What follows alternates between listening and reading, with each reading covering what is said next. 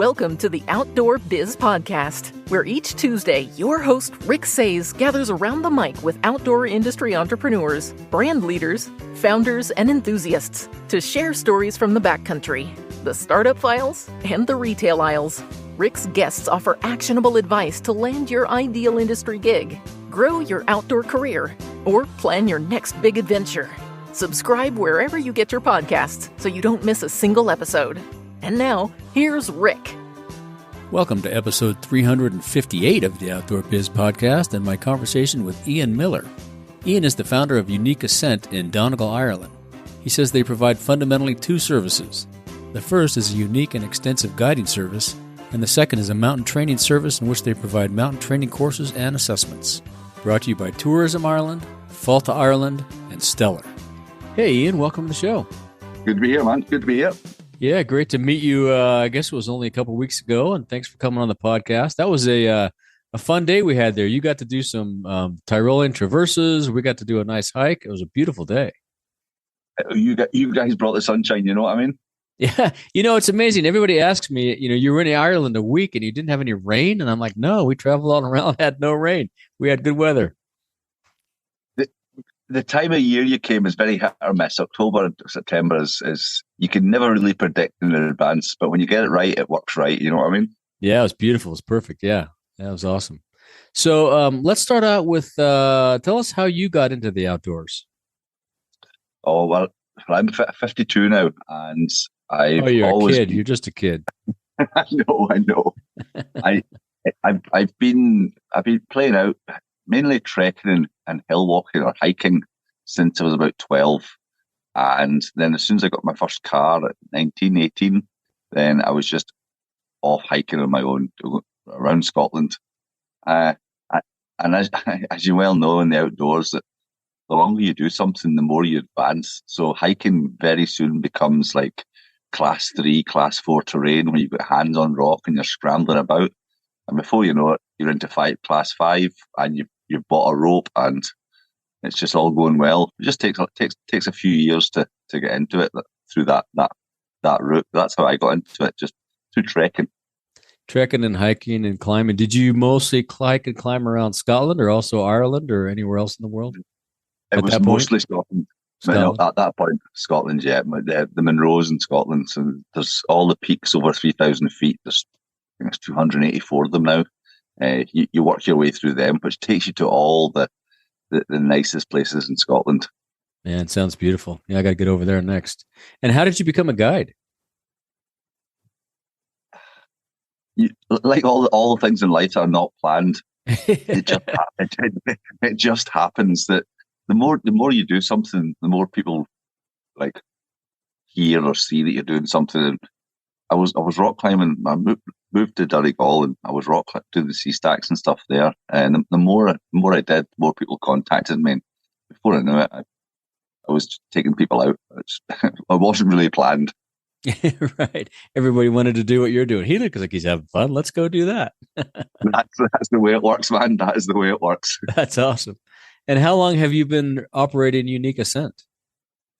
I started Unique Ascent in 2010. And I haven't really changed the formula since then. I've just been having as much fun as possible on a near daily basis. That's great. You get paid to have fun. Yeah. That's awesome. And you offer rock climbing, abseiling, Tyrolean traverse in Donegal, hill walking, wild Atlantic way kayaking, rock climbing. Which of those activities are most popular? The most popular is sea stack climbing, or sea cliff sea stack climbing.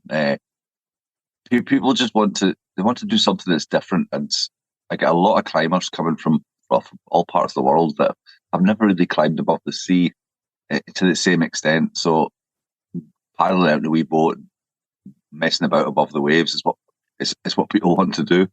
Makes sense. It looks pretty fun. I was kind of wishing I chose that other activity that day. You guys were having fun. Yeah. And do you do that every day or a bunch of times a week, or what's the mix of all those activities? Well, because this part of the world, part of Ireland, northwest coast here, there's a lot of rock, but not so much not so much of it's been climbed. So there's still an awful lot of rock, unclimbed rock. So for me, going out and climbing new rock. So if I don't have people I'm taking out, then I'm going out myself and looking and climbing new rock. Mm-hmm. So all year round, there's something to do, if you know what I mean. Right. There's always something to do. Yeah. And are you always looking for new trips to offer too? Have you offered any kind of other new activities in the few recent years? I mean, you've been running this for a long time. All the time. Sometimes you find that you can do something in the morning and then do something in the afternoon. So somebody books you for the day. You've got two totally contrasting places to visit. And this is especially good if you've never really visited Ireland before, because you're getting the both mountain and the sea experience. So I'm continually changing what I'm doing or inventing new days out for individual people. Makes a lot of sense. And any other things on the water in addition to kayaking? Do any surfing or anything? The only sports I do are sports that can be used as transport. So if you imagine paddling out to an island to go climbing, then paddling becomes involved. Right. Abseiling down a cliff to go climbing, abseiling becomes involved. So everything I'm doing, every sport I do is a form of transport. So I don't really surf for that reason. Right. That makes sense. That's a good idea. Yeah. Is there any backpacking in Ireland? We do a lot of backpacking. I live in the Eastern Sierra. I don't know if you're familiar with Yosemite and all the rock climbing that goes on here, but there's a lot of backpacking here. Is there any of that over there? The difference, there's many differences, but the main difference regard to backpacking between, say, the US in general or Yosemite sort of area and Ireland is there's not really many places in Ireland where you can walk from one day to the next without crossing roads or following roads. Or now there are many beautiful places, but to go for, say, a 3-day backpacking trekking holiday, you're going to be crossing and following roads, traffic roads. So yes, there is backpacking, but it's not quite the way I would imagine what you're thinking, if you know what I mean. Yeah, that makes sense. It's not. Yeah, it's not days in the wilderness, but it's like going from town to town, if you like. Mm-hmm. And sorry, can you camp out then, or do you stay in a hostel kind of thing? Yeah, there's lots of hiker sort of hostels and places that are getting gear dry friendly. Having a drying room in your accommodation is a great sign that you're on board with hiking. But you have to plan it. For example, somebody like yourself coming across to Ireland for a 2-week holiday to go backpacking, you're very, very quickly going to realise that it's not warm and dry. Now it is good weather, good conditions, but you've got to have tents, sleeping bags, cooking stuff, dry clothes, waterproof clothes. There's an awful lot of things you need. So you find that it's not so popular. Right. That makes sense. For night. Yeah. I did a trek in Georgia a few years ago, and it was sort of like that. We got some pretty high mountains. It was a big long trek, and it was pretty wet near the water. So you had moisture in the air every night, so it was kind of damp. So that sounds like it's probably similar.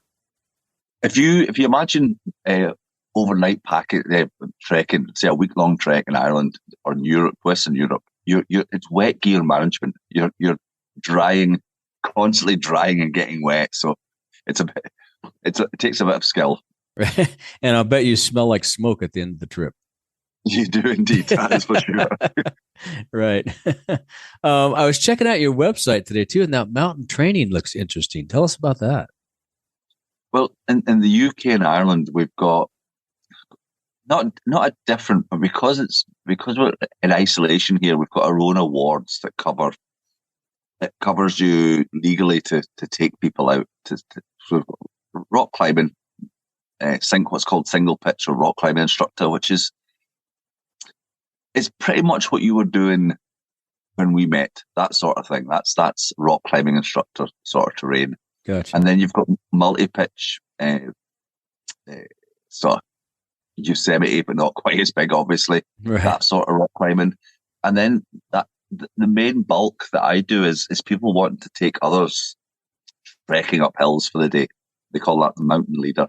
So the awards are to allow people with insurance to do certain things in the outdoors, and they work very well. There's quite a lot of people going through them. And do you teach them how to lead groups and including first aid and all that kind of stuff? I'm sure it's pretty detailed. I don't do first aid. I tend to leave the first aid to the paramedics, the guys and girls that actually do it for real on a daily basis. So they teach certain levels of first aid certificates. Now, what I teach is perhaps the best way of doing things, to make right decisions, to make correct planning before you even start, and just to lead groups of people, which sounds very much like walking in front and shouting "Follow me," but it's not quite that way. It's more like just being able to suss any situation and make alterations to what you're doing to affect the best result. Just good mountain leadership is what I teach. Yeah, that's a unique skill, and that's very much required by guides. I mean, that's what you're doing, is managing the people and managing the risk, right, the whole time. Managing risk kind of sums it up in a very short term, because that's exactly what you're doing the whole time. Yeah, that's right. And what kind of permits and insurance are required in Ireland? So, for example, for you must have a number of different permits for different activities and things. No, none. Oh, really? Interesting. No. By permits, do you mean like states, like going to the state and saying, "This is what I'm going to do," and they give you permission to do it? We don't have anything like that. Nothing like that. Yeah. No, sometimes like here, to go on say I wanted to go up in the Eastern Sierra here above my house for a week-long backpacking trip, I'd have to go to the Forest Service and get a permit, so they know that I'm going to be there by myself or with me and 3 other people, and we're going to take this trail, camp here, and here, and then come out on this day. So it's kind of a use permit by day. And then if you're going to be a guide, you need another level of use permit and show that you've got first aid and all that kind of stuff. So none of that over there, huh? Interesting. Well, if you imagine, take Yosemite, for example, how many people on a busy day or a busy week or a busy year are going to be in Yosemite?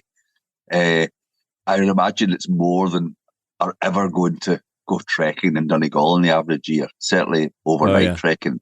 Right. So the footfall for the type of stuff that you're talking about in Ireland is, in most, apart from a few honey spots, the Carntool and Donard in Northern Ireland, then you don't have that many people. So the state doesn't ask for us to, it doesn't even ask for us to be insured or to be qualified. It's not written in Irish law yet, but we do have qualifications. We do have insurance. We do our own protocols by Mountaineering Ireland and the British Mountaineering Council. A bit like the American Alpine Association, we've got our own rules that are in-house, and they kind of follow across. Everybody kind of follows the same pattern, if you know what I mean. But there's no state requirement for access or anything. Hopefully it'll never come. Yeah, right. So anybody can just take their friends out hiking. No big deal. That's interesting. That's the way it's always been. Yeah. Well, and you guys don't have the population we have here too. That's probably a big part of it, I would think. There's 6 million in the entire country here, so there's not that many people. That's right. That'd be great. That's why there was no traffic on the roads. Now I get it. that's the time of year you came, man. As soon as the schools go back at the end of September, the places like Donegal just hemorrhage visitors, and it goes back to the normal population, if you know what I mean. Mm-hmm, that's what you guys had when you were here. Oh, it was fantastic. It was beautiful. Do you ever lead trips in the other parts of the world? I occasionally go back to Scotland and do the Old Man of Hoy, the Old Man of Store, pretty much the sea stacks in Scotland. Mm-hmm. I occasionally take people up them. I've no reason. I live in a place where I've got no reason to leave.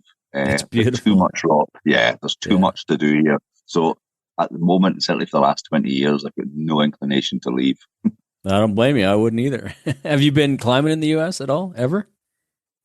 I've been to a couple of places in the US, but that's when I was in what you would call the merchant marine, so I'm merchant shipping, but I've never climbed. I've got a luck and urge to go to Utah and some of the desert towers and that, I guess, in that area. So at some point.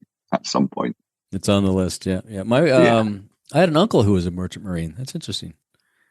He was There's not so many of us left, man. It's like a thing that's gone. Yeah, he passed, I'm sure, years ago. But yeah, he was one of those guys where he'd never, every once in a while, like every third Christmas, he'd show up. He'd be, he'd been out doing something, had these great stories to tell and stuff. It was awesome. Of all the activities that you offer, do you have a favorite?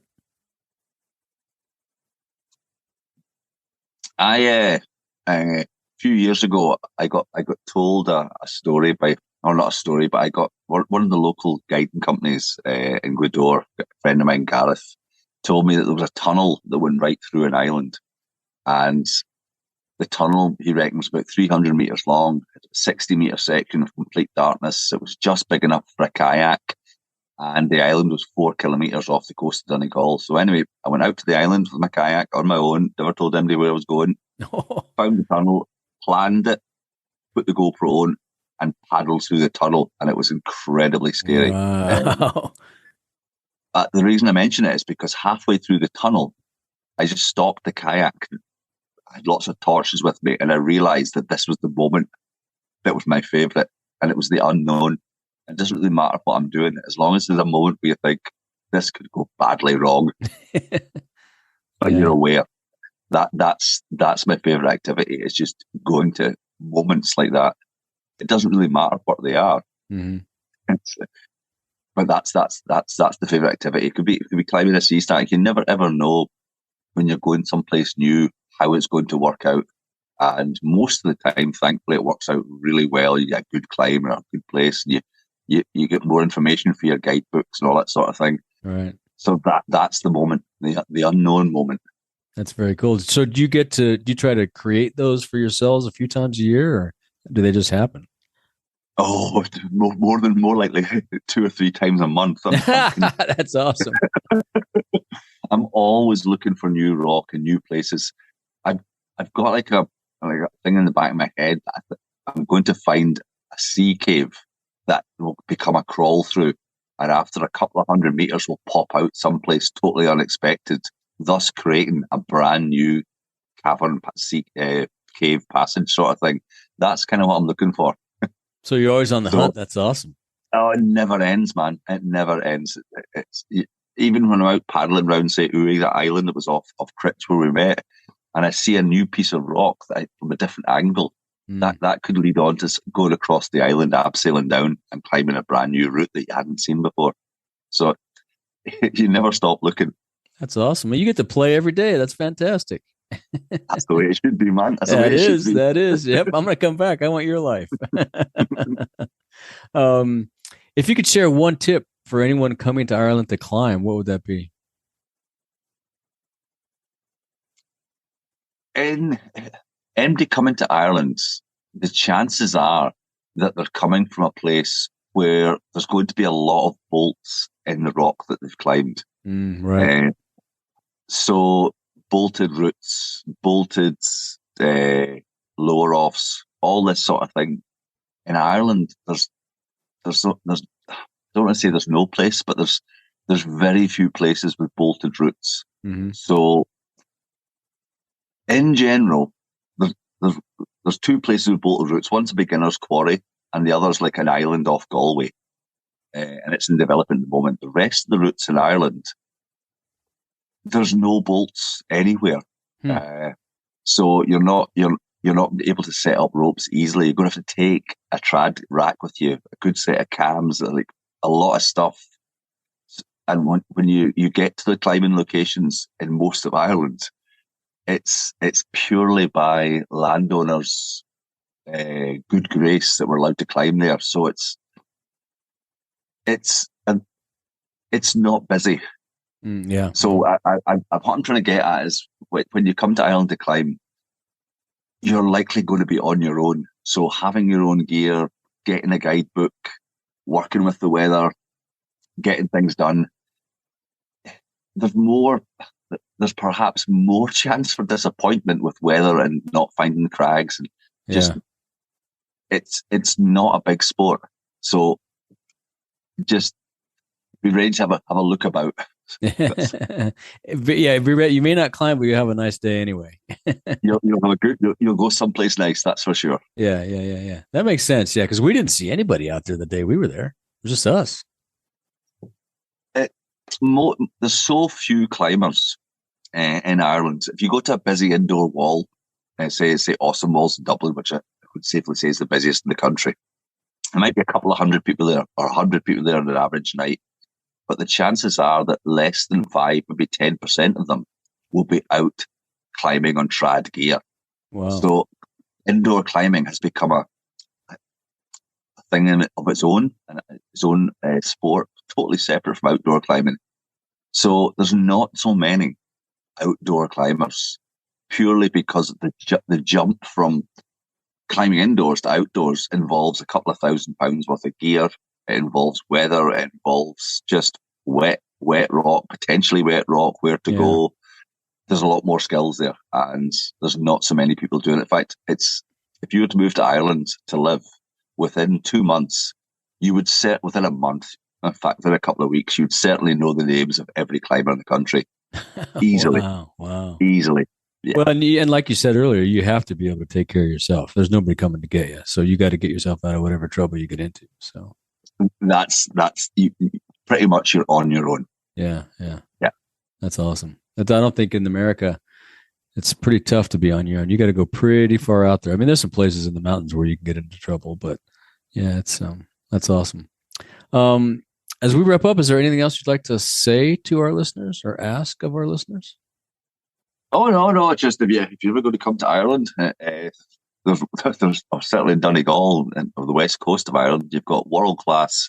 Any outdoor sport you care to imagine, you've got world class facilities in the natural surroundings. But you really need to be self sufficient.